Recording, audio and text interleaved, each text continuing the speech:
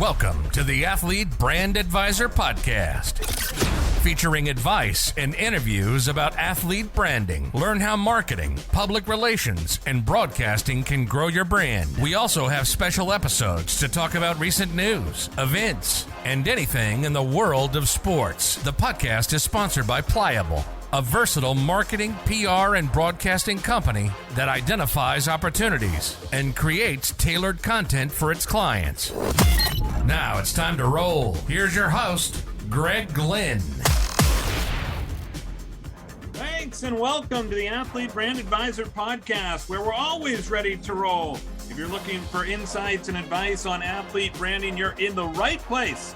In this episode, we're going to be talking about advice for college athletes and life after sports. And today's guest is Colin Cook. I know Colin from our time together as students at Quinnipiac University, and it's a small world. Colin actually went to Lawrence Academy with a good childhood friend of mine in Steve Wood. The number of floor hockey games that I played against Woody in my basement are too many to count.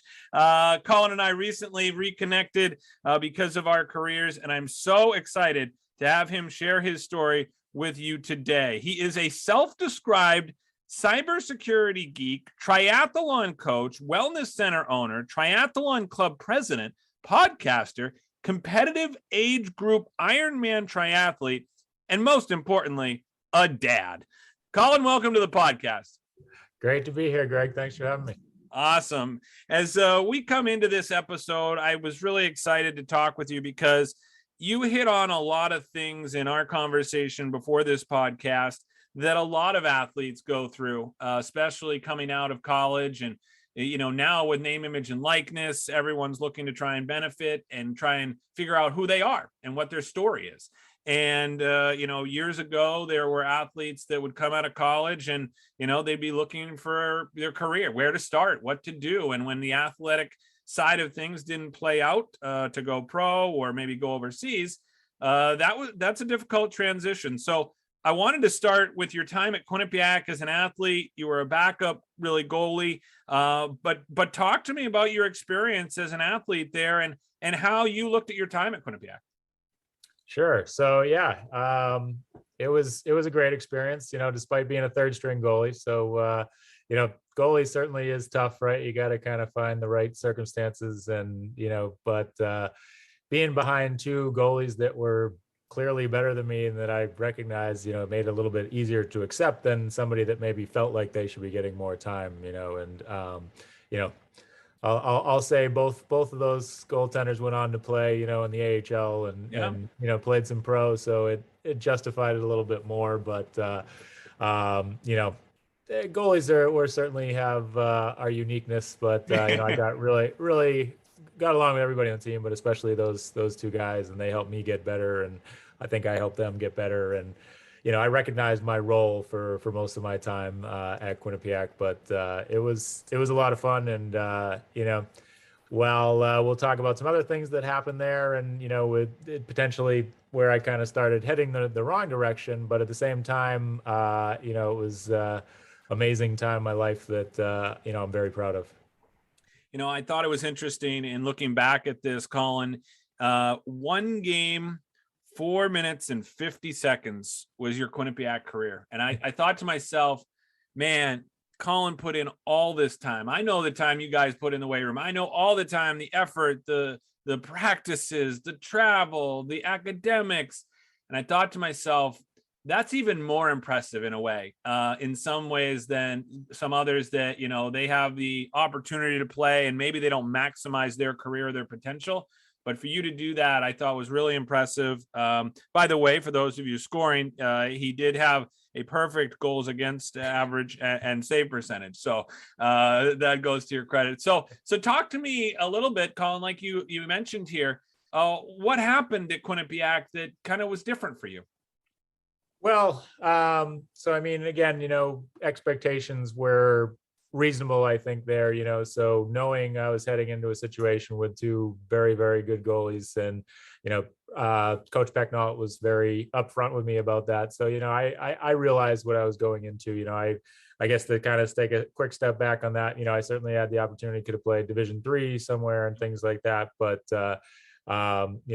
obviously great to have had an opportunity to experience Division I college hockey. And, but, as a third string goalie, college times, I certainly like to have my fun, and I think had a little too much fun with the opportunities I had by knowing that I wasn't going to be playing. Right. I was going to say, because that changes things a little bit, for sure, and especially kind of as a goalie, like you said, third string, you kind of were able to relax a little bit more than most, and know that you might not be called on the next day, even if somebody went down. There was at least a guy in front of you. So tell me how that kind of went, because that made you think a little bit differently and maybe get involved in some activities. Well, yeah, I mean, at that point, certainly knew I wasn't going to the NHL, which, was certainly my dream my whole life, right? And what I was kind of aspiring for and playing hockey, my entire life, and that always being my kind of top priority. Those things start to settle in, and, you want to have the college experience, right? And like you said, you're certainly devoting a lot of time to the gym and on the ice. And, one thing I loved actually about, being a D1 athlete, or at least our setup, is we had open ice, the hour before practice, and we practiced for 2 hours, then we had the ice an hour after. And there was legitimate, lots of times I was out there at least 3 hours, usually closer to 4 hours a day. Wow. Which, coach loved, because it gave the shooters, an opportunity to shoot on a goalie if they want to put in some extra time. So there was some great aspects to that, but, definitely, let's just say there wouldn't have been too hard to smell some alcohol on me a few times on those Friday morning pre-game skates and things like that. Yeah. So, like you said, then there's the transition, right? So you come out of Quinnipiac and you're thinking about where are you going? What are you doing? Yeah. So, it's very difficult, I think, especially when you've been competitive your entire life and you're so used to that structure of, yes, I got practice, whether it's every day or, a couple times a week. And that's really what drives you to be, motivated to do what you want to do. And when that, sure, there's your career and, trying to make a lot of money, whatever your post season goals are, per career, I should say, goals are. But I certainly was very lost at that point. I was kind of, again, really thinking about, like, it was official now. I wasn't going to the NHL. I wasn't where really I dreamed I would be at that point, right? So being around, especially in a small town that I grew up in, going back home, I did have surgery on my shoulder right after school, and kind of just fell back into took advantage, I guess, of the opportunity that a lot of people around me just rely a lot on drugs and alcohol. And, I fell into that pretty quickly and was stuck there for a few years, really. Yeah. So that happens to you. Like you said, many athletes have this kind of happen because they're a little bit lost, as we said. Now, the question is, what did you do to try and rectify this situation? Well, so I like to say my endurance career started actually about 3 a.m. on a Saturday night. So quite intoxicated, among other things. And I was actually down in at my brother's house, and with some of my buddies as well. And I said, I'm going to run the Boston Marathon this year, guys. So everybody laughed at me and said, yeah, sure, Colin, sure you are. Right? And so, I started looking into what the training would entail. I mean, I already kind of thought about it a little bit, and, being from Massachusetts, right, the Boston Marathon is obviously something we're all very aware of, and think about, or I certainly did growing up, someday maybe. So I dove in. I mean, I still was partying on the weekends, or I'd do my long run on a Saturday or something, and then I'd still party that night, and wasn't perfect in a full, complete 180 right off the get-go. But, I really started to find joy again, and pleasure and focus, because I had, a new goal to shoot for. Right. And it was physical, right. So I was and even, I guess I should take one step back. I mean, I was going to the gym a couple of times a week, trying to improve my bench press, and stuff like that, and doing those kind of things. But at the end of the day, I really wasn't getting much satisfaction out of that. And it was kind of more just like almost an obligation or something that, just didn't really have too much purpose to me. So when I found running, that really helped me turn the corner. It was a slow roll for sure, but so I think that was in December of 2018. I'm sorry, 2008, not 18, 2008, that I started training, and I did run the Boston Marathon in 2009. So you accomplished that goal. You accomplished that goal. I did. Yeah. So wanted to run under 4 hours, and I did achieve that. So it was a great experience.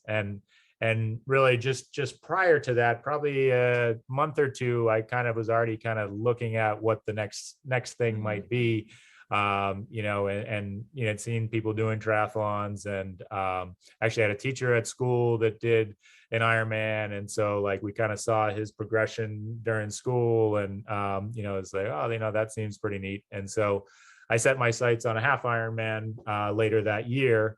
And that's really when I found my stride, and I said, wow, this is awesome. Like, this is what I really enjoy, the diversity in training is right. You're not just running every day, you're swimming, you're biking, you're running, you can, I can go all kinds of tangents with the benefits of triathlon, or multi-sport, we call it, versus, a single sport. But I really just, with the only other thing certainly with mentioning is I did also find my wife, or meet my wife, kind of during that time that I was training for the marathon. And she's a very good girl, did not have the same habits that I did. And she wasn't willing to put up with those habits. So that certainly motivated me. And I mean, it was really for years, it was like I'd go on benders and wake up the next day and I was like, all right, that was the last time. And, really my life, I was working for a tech company, and, I'd party really hard Thursday night, Friday night, Saturday night. And then, Sunday you'd sleep all day. And then like, you go to work, you'd just go to bed early, and like, you basically get yourself back to feeling normal. And then you do it all over again. And it was just, I went through that for years, and always kind of saying, I know I can do better than this. And, this isn't what I want to be. And,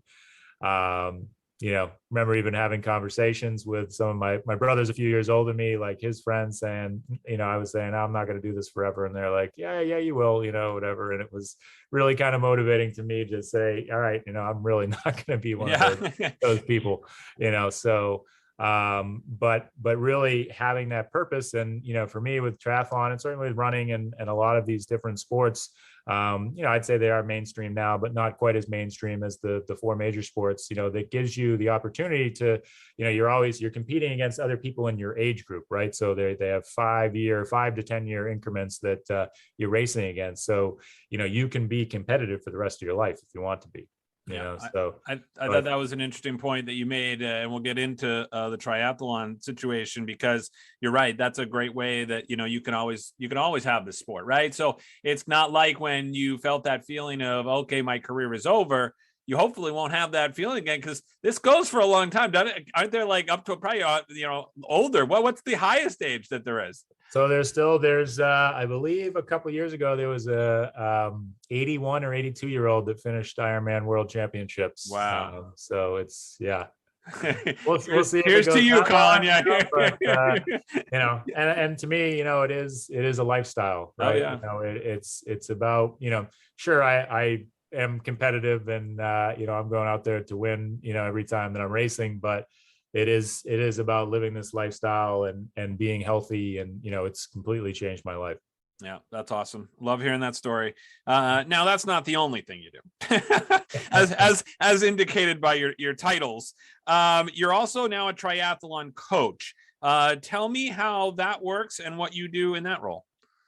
Yeah, so I have a triathlon coaching business called Peak Triathlon Coaching, and basically what it is, it's building training for, an athlete as they prepare for a race or some kind of endurance event. So, most of my clients are either doing half Ironmans or Ironmans. And so It's not really like a personal trainer where like I'm getting together with them. Like I have clients throughout the country. It's more about saying, all right, today's Monday, you're going to do a swim and, mobility workout, tomorrow you're going to hit the bike and you're going to do some strength training, and telling them to the T, what you want them to be doing in preparation for their race. And, understanding their strengths and weaknesses and, and building a program that's going to give them the best chance, to do their best. That's awesome. I love hearing that. And I feel like the popularity of triathlons and maybe people becoming triathletes has increased in popularity. I've got a few friends, Sarah Fuller, yourself, Abby Christofich, Jared Shoemaker, by the way, was an Olympian. And I'm like, am I missing something here? Is there something I should know? Because it sounds like a lot of my friends are starting to get into it. Is it growing in popularity? So it's interesting. It actually, according to some of the surveys and things, that it kind of peaked back in like the early tens there, 2011, 12, and then it kind of went down a little bit. And then, obviously COVID hit and, we didn't have any races for a full year. That certainly affected my business, pretty negatively. But since then it's gone up, and I feel like it is, at least in my community, is on the rise still, I think it's a lot of things. I think my story is pretty similar, where a lot of people may start out with running and then it's like, all right, they're looking to try something else. And then I have a lot of friends and clients that were very competitive runners, and now they've really turned to multi-sport and triathlon. So but to me, it's whatever makes you happy and keeps you content and inspired is what you should be doing. So whatever strain it is for you is all good with me. Now I want to talk a little bit about the sponsorship side from an athlete branding perspective. Tell me about how these triathletes, especially who maybe struggle or might not be the best, are trying to get by, financially, or what they're doing or how they're supporting themselves.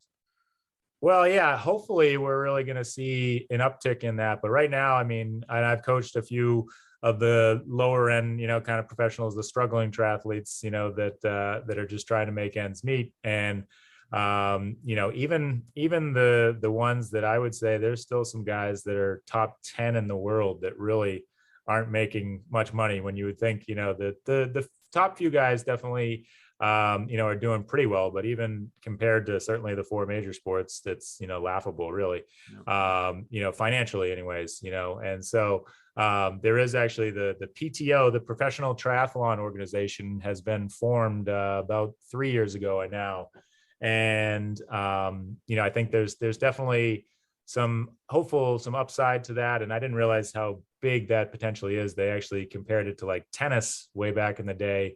I was actually at a meeting where they were formally announcing the PTO, and they compared it to tennis, where it really wasn't going very well, and people weren't making much money, and it was on kind of the fritz of heading out. And they formed an organization, a players organization, and it started booming from there. So hopefully we'll see a similar trajectory in triathlon. But yeah, a lot of the lower end pros, they're either working at least part-time, if not full-time jobs. A lot of them will do some coaching on the side, and then they're expected to be, most of these professionals train almost as many hours as people do working during the week. That's what I'm saying. You got to squeeze it all in. Yeah. It's a legitimate, you're just, instead of sitting on your butt here like we are, they're training away. So, but, to me and to my story, I guess, I have qualified a few times where I could have taken my pro card and I decided not to. And one of those reasons is, I think the first time I had 2 or 3 kids at that point, and I was making reasonable money in the cybersecurity world, and there's just way more upside for me, and providing for my family through the tech world than there is through racing triathlon, and probably getting my butt kicked, to be perfectly honest. So I made that, that decision. But I love, still trying to be competitive, and I certainly still. Compare may not be the fair word, but certainly look at what times the pros are doing, and I try to get as close as I can to that, and find a lot of inspiration, from them. And as an age grouper, though, that's something I love. Yes, I have a lot going on in my life, and figuring out how to get everything in every day is a real joy that I I get to battle every day, which is good, and something that's been really helpful for me. Absolutely. I wanted to talk about also the other side of things, and the fact that you obviously have a fitness center, and I want to hear more about this because I know you really help athletes, especially with recovery. Yeah, definitely. So, I'm always looking for the latest and greatest kind of things to help myself and my clients to recover and, perform at their best. So, especially prior to COVID, my tech job would have me traveling a decent amount. So I'd be hitting up, major cities and going around, primarily staying on the eastern half of the US, but certainly traveling around and, getting the opportunity to see, and, some of these things maybe I saw on TV or, saw some of the pros doing, like cryotherapy, for example, if you're familiar, which is leveraging very cold temperatures to help reduce inflammation and speed up recovery. So I was able to start testing some of these things out, and I've always kind of had the entrepreneurial mindset, and kind of led me to saying, well, there's nothing around, in the southern New Hampshire area. But things like float therapy in a sensory deprivation tank. So it's like it's a pod or a pool of water that has typically about 10 inches of water in it, and then has over 1,000 pounds of Epsom salt in it. So what you do is you go and you just lay in there for an hour. Typically, some of them do different durations, but both physically and mentally extremely beneficial. And that's probably my favorite one of the recovery things that we have these days. But we also have some light therapy, infrared sauna, compression therapy. Most people may be familiar with Normatec or Hyperice now, and some of the things that they offer. So definitely the active person's wonderland when it comes to recovery. That sounds amazing. Yeah. Sounds like a playground for adults that have chronic pain. Yeah, seriously, right? Yeah. We don't know anybody in the world that has that. Yeah, exactly. Wow, that's fantastic. Now, where's that located, Colin, so people know? So that's in Manchester, New Hampshire. Yeah. Excellent. All right, back to my Pirates days with the Verizon Arena there in Manchester. Oh, yeah. A little less than 10 minutes from there. Oh, okay, very nice. Yeah, I spent a lot of time. Actually, that was the location. I had two things in my AHL career. You're a hockey guy, so I'm going to share these two things with you. One, they did a fireworks display, and they did the indoor fireworks, and one of the pieces of the fireworks caught one of their championship banners. Oh. And the thing started like going on fire, and they had to put out the fire. They had somebody up in the rafters putting the thing out. I couldn't believe that one. And the other funny story in Manchester was that we were there, and I'm trying to remember the mascots. Oh, it's Max, the mascot of the Monarchs at the time. Okay, yeah. He came out on the ice. I think it was one of the early games in the season, and he took a digger. So he falls, and his head comes off. Oh. You can imagine how these kids are looking at him like, oh my goodness, what happened to the poor mascot? So those are my two Manchester moments. Those are good ones. Yeah, those are good ones. So, but it talks about where we go in our career. Obviously, from what I did there with the Pirates and accomplishing, my dream to broadcast professionally, and now working with athletes and athlete branding. This is really a great fit for me. So let's talk about your podcast, because you've got a nice little bit of athlete brand you're building yourself as well. Working on it. Yeah. Maybe need a little help from somebody, but definitely something I enjoy. And so one of my assistant coaches and I have a podcast called Age Grouper for Life. So in triathlon, as a non-professional, you're kind of referred to as an age grouper.